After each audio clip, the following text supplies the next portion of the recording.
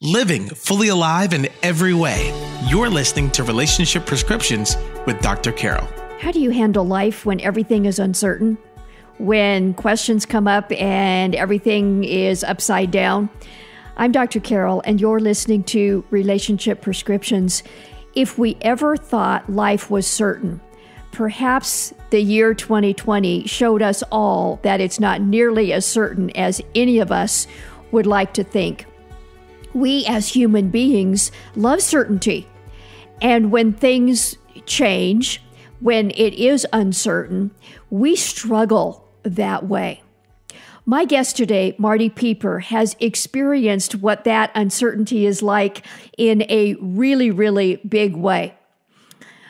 Marti and I first connected through the publishing house that my books had been processed through, and we had some really wonderful connections. Marti is now added to her roles being a caregiver of her husband with dementia. That has, of course, changed everything in Marti's life. What she thought would be the next many years of her life and their life together now is all different.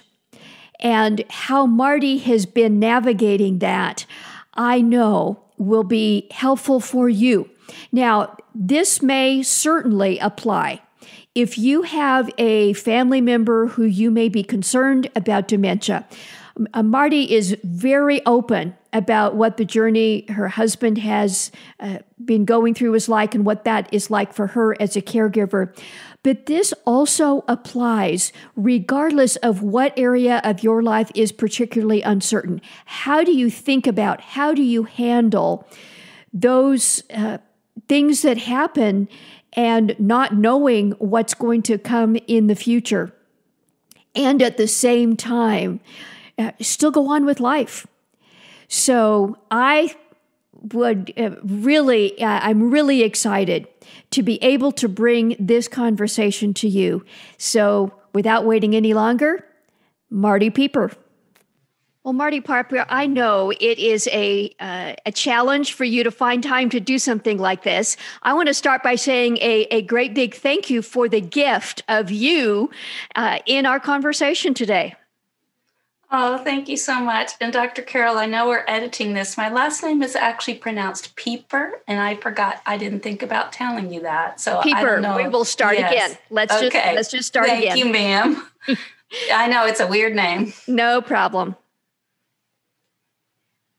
Well, Marti Pieper, thank you for joining us. I just want to start by thanking you for the gift of you during this time. I know with everything that's going on in your life, finding a time to give of yourself like this isn't always easy. So a great big thank you. Oh, well, I have a thank you to you, too, for even thinking of and inviting me. As you know, I'm usually on the other end interviewing someone in a podcast, so it's probably time that the tables were turned and I got to be the guest instead.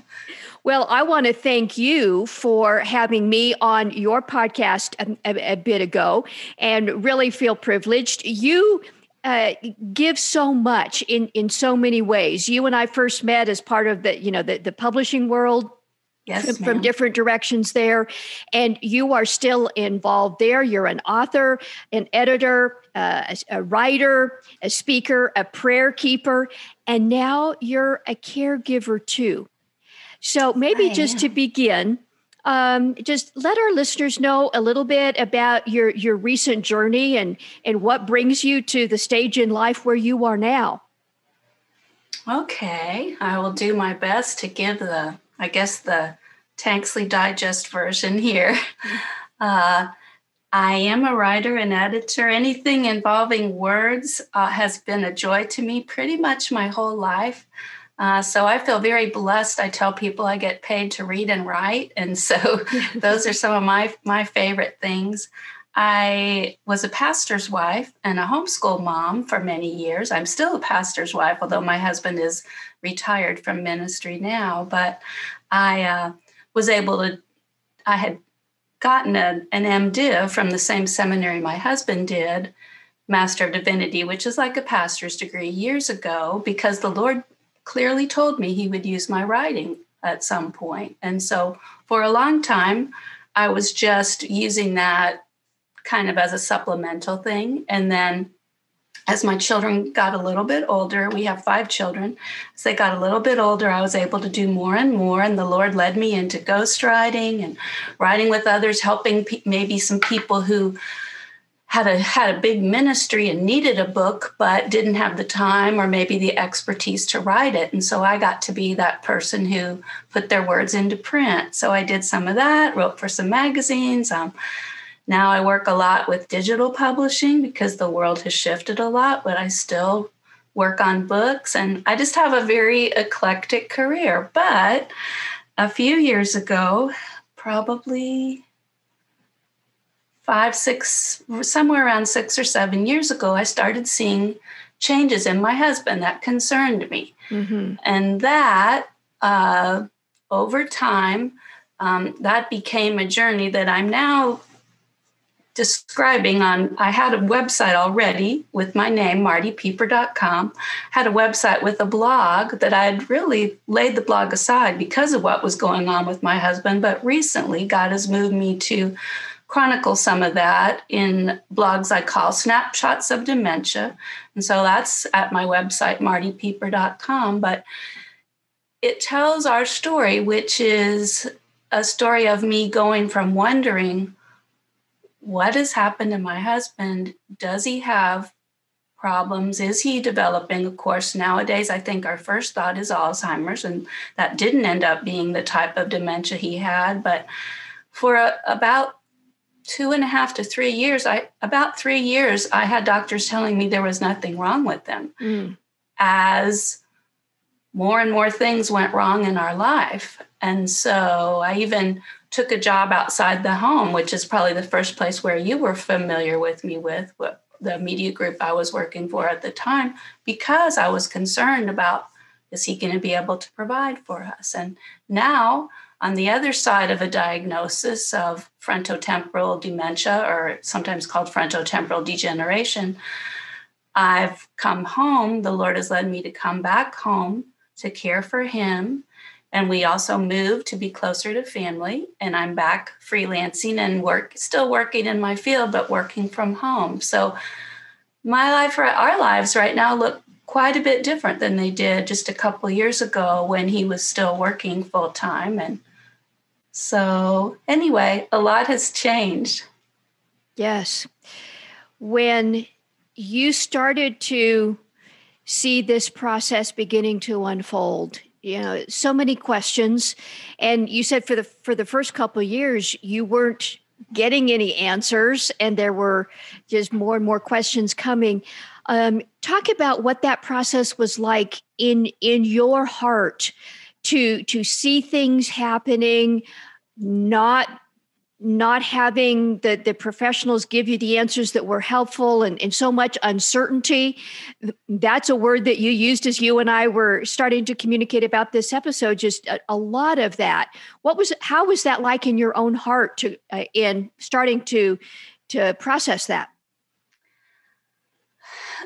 It was difficult. I hear a lot of people use that word uncertainty, Dr. Carol, to describe what's going on with us today. Yeah, uncertainty or unprecedented times. None of us could have predicted this pandemic and all of the different things associated with it, plus many other events in our world. So probably we're always living in uncertain times and we just don't realize it. And I think that was sort of the case with me as well. It felt very unsettling because some of the behaviors, some of the things, my husband has a behavioral type of dementia, which means it changed his personality and it changed a number of the things he did. He started doing things and acting in ways that were very, very uncharacteristic for him. But I didn't always connect those with dementia because I knew mainly what I thought was, well, when you have dementia, you forget things and gradually you forget more and more things. And that's just kind of that was the extent of my knowledge of dementia. Sure. And so even though I was questioning because he was starting to forget things and he couldn't things that he was never, I'm probably the organized one. Usually in a couple, there's opposites, and one is this way and one is that way. And so I was always the more organized of the two of us, but he seemed to be having more and more trouble with organization. He was having trouble with memory. But some of the other things, I didn't even ask the doctor about at first because I didn't connect them with his dementia at all. There was also a physical symptom of choking and coughing that I did ask doctors about.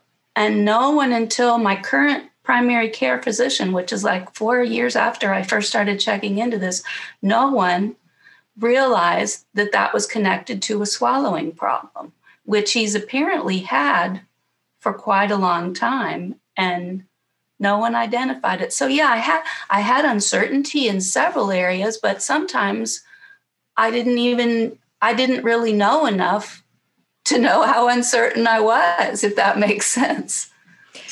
And I think that makes sense for all of us. You were saying that, especially this year, there has been so much uncertainty in all our lives.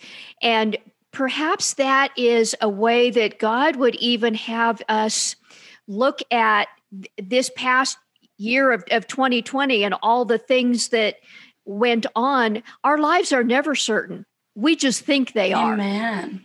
And when you were faced by this journey with your husband, it's a front and center material example that none of us know what is going to happen tomorrow. It makes me think of that scripture in James where he says, some of you say, oh, tomorrow we're going to go to this city and make money and a year later come back. And he said, don't say that. You don't know whether that's going to happen or not. Our life is like a vapor, right? Exactly. Yes, and I've thought of that scripture and many others through this journey. In fact, one thing I want to say for sure is that I don't know how people do this journey without the Lord. I'm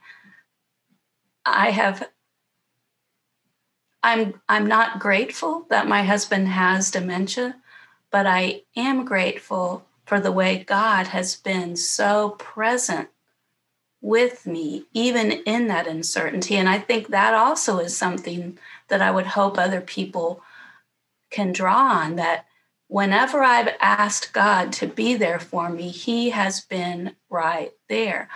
The journey didn't go as I would have wanted. As a writer, I want to lay it out and, of course, have a happy ending. But there's happiness along the way. And there have been so many times where I've had a very specific, I need this, God. I need you to be this. I need you to do this. And he has been so faithful to me. So I can rejoice in the midst of this, just as we can rejoice and find things to be thankful for in the midst of our pandemic as well. That's a great perspective. And it comes from a heart that knows Jesus and has walked with God for a while. From that place, what would you say to someone who says, well, God is supposed to be good, but I prayed and he hasn't answered my prayers. How can I trust him and believe that he's good when he doesn't give me what I need? How would you answer that? Well, first, I would be sad that if it's still in the pandemic, because I would want to give them a hug if that was an appropriate situation. I would probably want to not say a lot, Dr. Carol, but just to listen to their story, because they're obviously speaking out of a place of deep pain. I could share that God didn't always answer my prayers at the time or in the way that I was hoping he would, but that he always was faithful to answer. I do depend on Jeremiah 33:3, come to me and I will hear you, I will answer you, or call on me. And so I think that we as a culture and as individuals tend to be so impatient.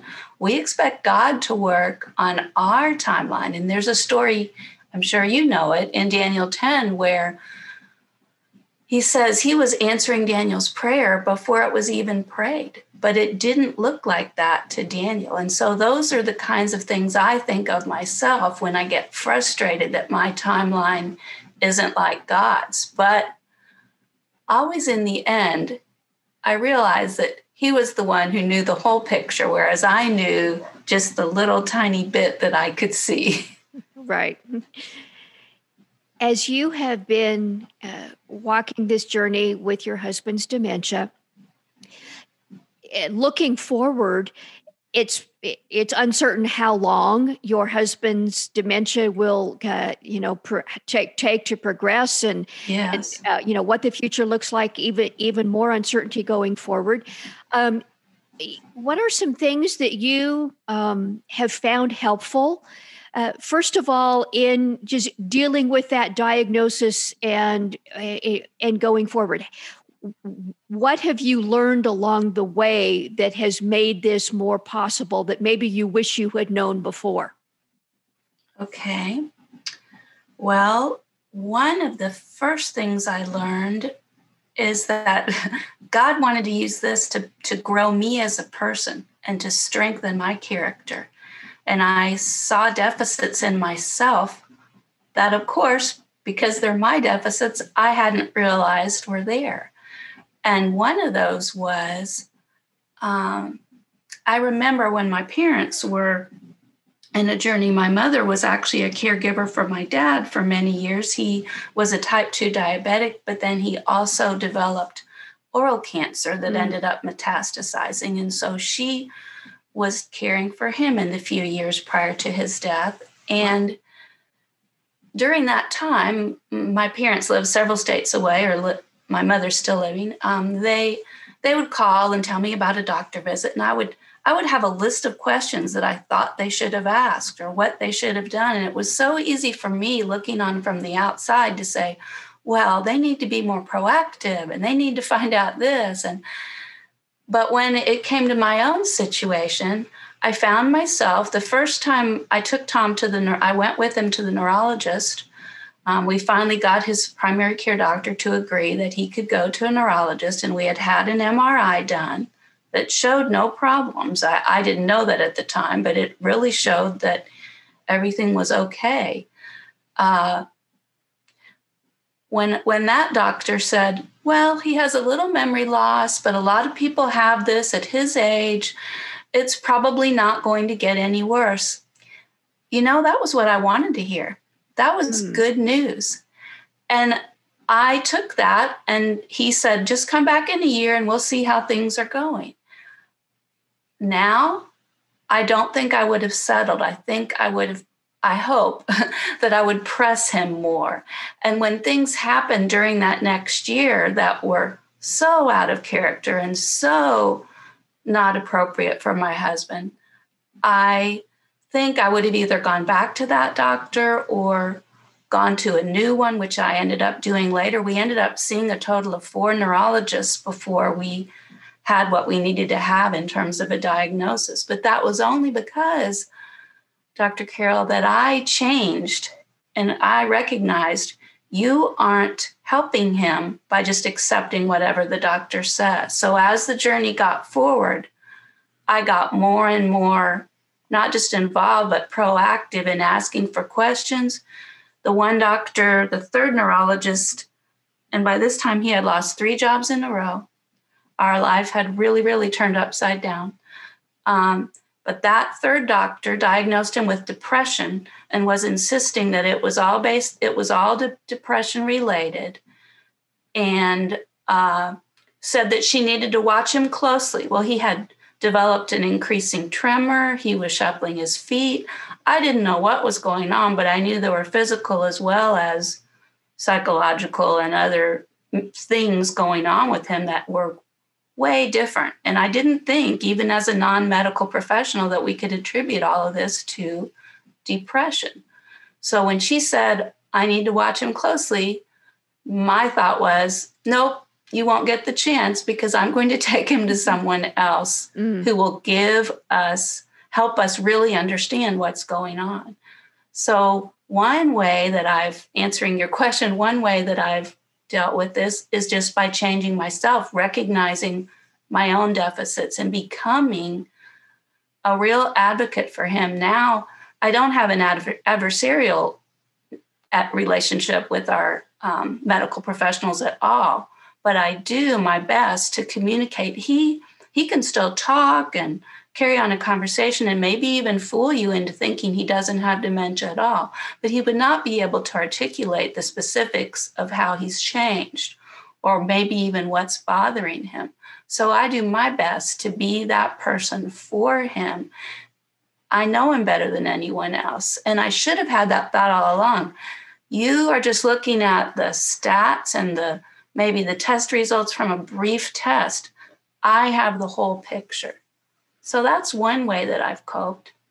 I don't know, am I going on too long? I have another way that I've really coped with this as well, if you have time, Dr. Carol.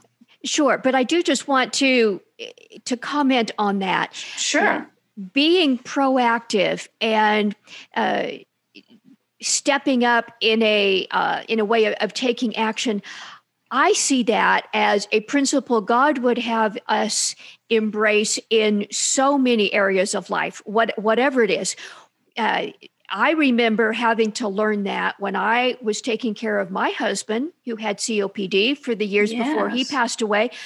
But in areas of life beyond caretaking, if, for example, if you're praying for God to heal you from a physical ailment, it means you don't just sit back and let everybody else do everything. You learn about it. You take the actions that you can. If you're struggling, if it is with depression or anxiety, it may mean learning what to do with your mind and putting the appropriate input in, whatever it is, stepping up and taking the actions that cooperate with God in dealing with the process. So I just want to comment that I think that is a principle that applies in caregiving and far beyond that. No, that's great. Actually, as a part of our journey, we were struggling in our relationship in several ways when we hadn't before. And at one point, I stood up and insisted that we go to marriage counseling. And we did do that.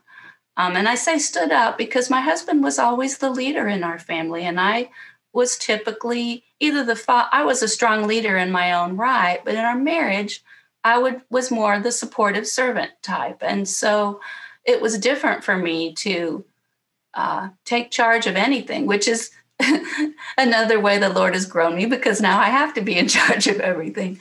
But as we did that, as we went through that marriage counseling, I didn't realize that a lot of my husband's problems were from the dementia. I was approaching it as if he were a healthy person and we needed to get our marriage in a better place. But what that did was help me become the stronger person I needed to be. And one of the principles that I still use all the time that they taught us was often the right thing is the hard thing.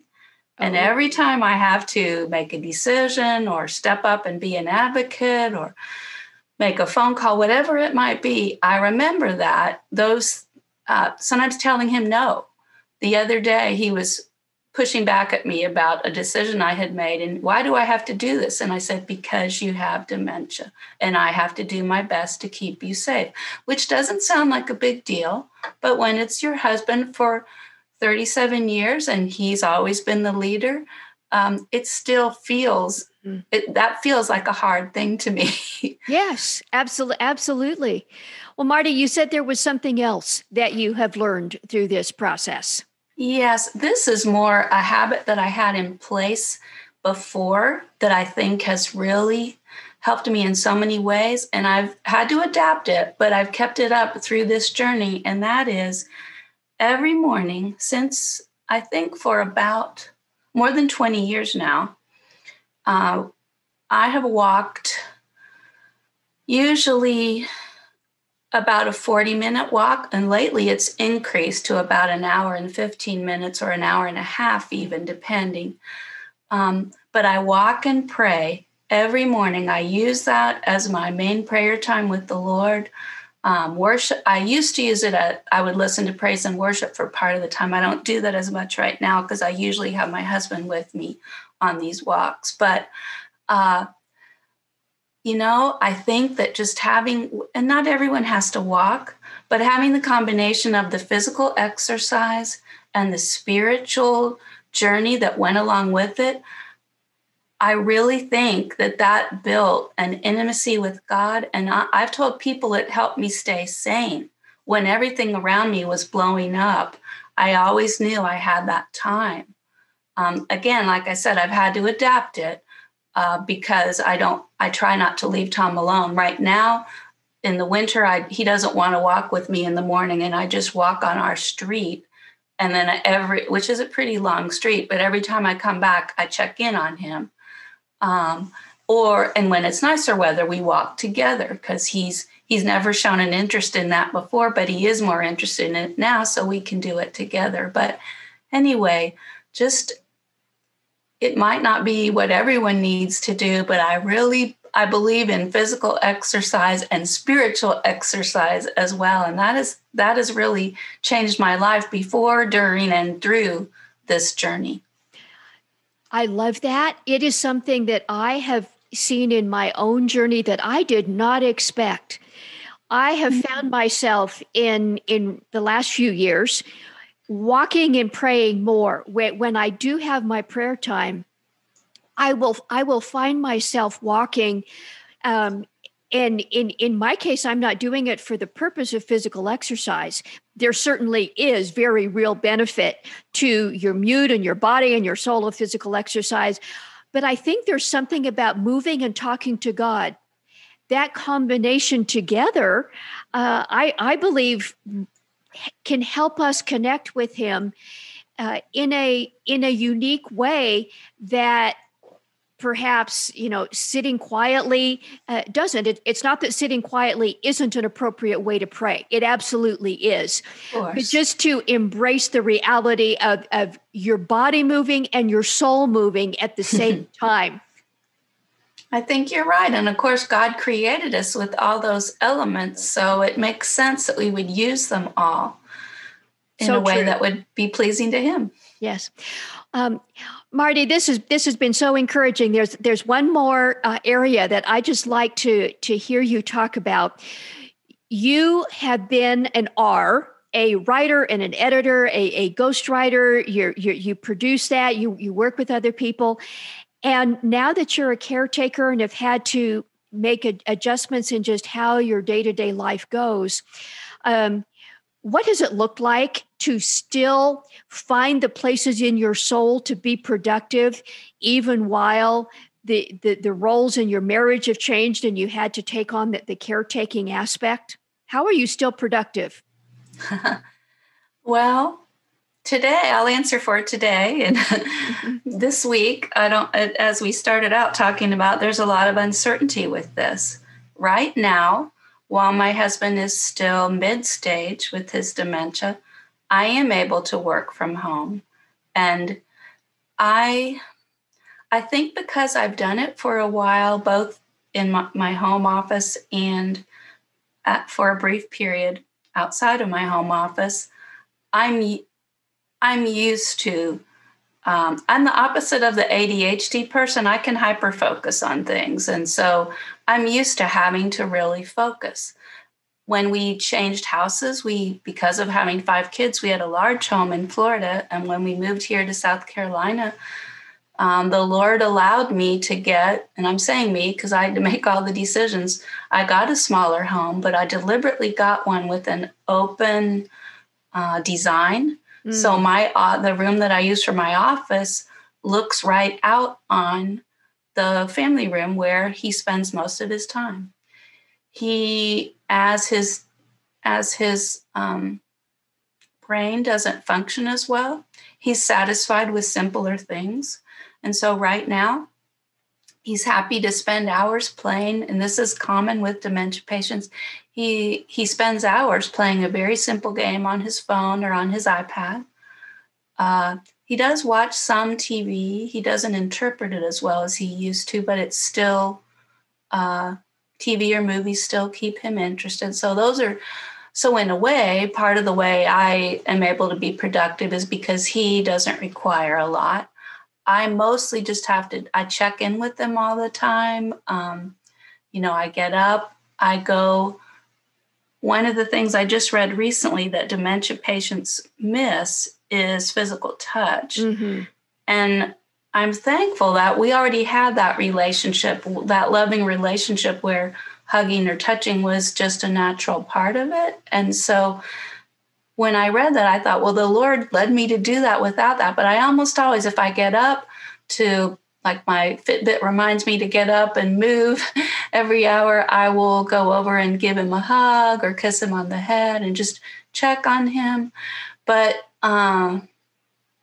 so I stay productive because that's kind of my nature anyway. Knowing that he hasn't yet been placed on disability. And so I am the sole provider for our family right now. So that kind of helps me stay productive, because if I don't work, we don't eat. So anyway, I don't know if I have a lot of other examples. I try to, because I work mainly for 2 clients, one of them has a pretty set schedule. And so I guess another tip would be I try to follow a regular work schedule. Where I fall down on that is I often find myself working in the evening too. So that's where I need to work, is allowing more time for rest and not being too productive on the work side. So I'm working on that. Or God is working on that. Sure. Marti, you have just demonstrated in a really beautiful way today that regardless of the uncertainties that we face and the unexpected things that come up, God is there, and He will walk with you through engaging in the steps along the way. We don't approach life passively, waiting for God to do things. He invites us to work with Him. So whether it's dementia and caregiving that's part of your life, to our listeners, or whether it's something else, I think those principles, I pray, are so encouraging and insightful. Marti, I just want to say a big thank you again for sharing of yourself and being so authentic, and God bless you in your continuing journey. Oh, well, thank you so much, Dr. Carol. You're a wonderful host, and I enjoy talking with you always. So thank you again for this opportunity. And MartiPieper.com. We'll make sure that link is in the show notes as well. Well, God bless you, Marti. Thank you, and you too. If all you take away from this conversation is being proactive and asking God, what do you want me to do, and taking action in whatever challenges you face, that's enough. Couple that with the taking care of your body and prayer, that combination, regardless of what area of uncertainty you are facing, those apply. That just speaks to the integrated way in which God made us. And if you've been part of our podcast family at all, you know that's a principle that I believe so strongly, that every part of you affects the other parts of you, because God did create us as an integrated human being. And He created you and I to take action, to be proactive. Now, that doesn't mean just going out and trying to machine circumstances to be the way you want them. I believe a very useful prayer is, God, what next step do you want me to take? How do you want me to step up and address this particular challenge? And then do it. I pray this has been helpful for you, and I want to thank you for being part of our podcast family. I love hearing from you. You can go to drcarolministries.com, click on the Contact Us page there, and leave me a confidential message. I read and respond to those personally. And until next time, may God bless you. Thank you for listening to Relationship Prescriptions with Dr. Carol. Our purpose is to provide trustworthy resources that help you and others live fully alive in every way as God intended. If you would like to help others experience transformation in their lives and relationships, we invite you to partner with us. Text the word GIVE, that's GIVE, to the number 512 980-1620 or visit our website at drcarolministries.com/donate to make a one-time contribution or monthly gift. Your financial support allows us to expand our message and to help others. Thank you so much, and may God bless you.